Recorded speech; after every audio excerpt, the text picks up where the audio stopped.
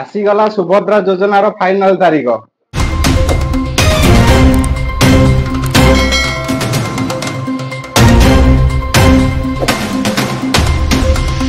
ସୁଭଦ୍ରା ଯୋଜନାର ପ୍ରଥମ କିସ୍ତିର ଚତୁର୍ଥ ପର୍ଯ୍ୟାୟ ଟଙ୍କା ପାଇଁ ଅପେକ୍ଷା କରିଥିବା ମହିଳାମାନଙ୍କର ଅପେକ୍ଷାର ଅନ୍ତ ଘଟିବାକୁ ଯାଉଛି। ବାକି ରହିଯାଇଥିବା ମହିଳାମାନଙ୍କ ସୁଭଦ୍ରାର 5,000 ଟଙ୍କା।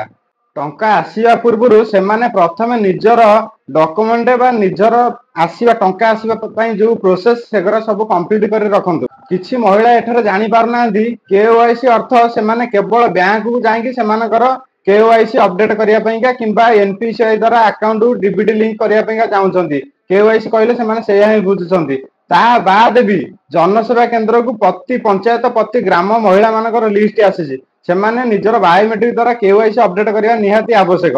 ନହେଲେ ଆପଣ ବ୍ୟାଙ୍କ ଦୌଡ଼ି ଦୌଡ଼ି ଥକିବେ କିନ୍ତୁ ଆପଣଙ୍କର ପଇସା ଆସିବ ନାହିଁ, ଯେହେତୁ ଆପଣ ବାୟୋମେଟ୍ରିକ ଦ୍ୱାରା ଆପଣଙ୍କର ଯୋଉ KYC ଟା ଅପଡେଟ୍ କରିନାହାନ୍ତି। ସେଥିପାଇଁକା ଆପଣ ଥରେ ଯେଉଁମାନଙ୍କର ଟଙ୍କା ଆସିନି ସେମାନେ ଥରେ ଜନସେବା କେନ୍ଦ୍ର ବାଲାଙ୍କ ସହ ସମ୍ପର୍କ କରନ୍ତୁ। ତାଙ୍କ ନାଁ ଯଦି ଆସିଥିବ ତୁରନ୍ତ ଆପଣ KYC କରନ୍ତୁ। ଟଙ୍କା ଆସିବା ପାଇଁକା ଆଉ 5 ରୁ 6 ଦିନ ବାକି ରହିଲା, ତା ଭିତରେ ଆପଣ KYC ଅପଡେଟ୍ କରନ୍ତୁ। NPCI ଦ୍ୱାରା ବ୍ୟାଙ୍କ ଯାଇକି ଡେବିଟ୍ ଲିଙ୍କ ଚେକ୍ କରିକି ଡେବିଟ୍ ଲିଙ୍କ ଓକେ କରନ୍ତୁ।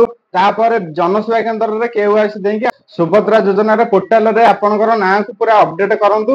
ଆପଣଙ୍କର ଖୁବ୍ ଶୀଘ୍ର ଆସିବାକୁ ଯାଉଛି ପ୍ରଥମ କିସ୍ତିର ଚତୁର୍ଥ ପର୍ଯ୍ୟାୟ ଟଙ୍କା। ଏବେ ସୁଦ୍ଧା 80 ଲକ୍ଷ ମହିଳାଙ୍କୁ ମିଳି ସାରିଲାଣି। ବାକି ରହିଯାଇଥିବା 20 ଲକ୍ଷରୁ ଉର୍ଦ୍ଧ୍ୱ ମହିଳାଙ୍କୁ ଟଙ୍କା ଆସିବାକୁ ଯାଉଛି। ଟଙ୍କା ଆସିବାର ତାରିଖ ଫେବୃଆରୀ 8। ଫେବୃଆରୀ 8କୁ ଅପେକ୍ଷା କରି ଆପଣ ବସି ଯାଆନ୍ତୁ ନାହିଁ। ଫେବୃଆରୀ 8 ପୂର୍ବରୁ ଆପଣ ଏସବୁ କାମ ସାରି ଦିଅନ୍ତୁ। ସରକାର ଜଲ୍ଦି ଦିଅନ୍ତୁ ଟଙ୍କା, କାରଣ ଯେଉଁମାନେ ପାଇନାହାନ୍ତି ସେମାନଙ୍କ ପାଇଁ ଖୁସି ଖବର। ଯେଉଁମାନେ ଟଙ୍କା ପାଇ ସାରିଛନ୍ତି ସେମାନଙ୍କ ପାଇଁ ଖୁସି ଖବର ନୁହଁ। ଆପଣ ଜଲ୍ଦି ଟଙ୍କା ଦିଅନ୍ତୁ। ସେମାନେ ଅପେକ୍ଷା କରିଛନ୍ତି ଦ୍ୱିତୀୟ କିସ୍ତି କି। ପ୍ରଥମ ପର୍ଯ୍ୟାୟ ଟଙ୍କା କମ୍ପ୍ଲିଟ କରିଦିଅନ୍ତୁ। ଦ୍ୱିତୀୟ କିସ୍ତିର ଟଙ୍କା ଖୁବ୍ ଶୀଘ୍ର ଆସିବାକୁ ଯାଉଛି।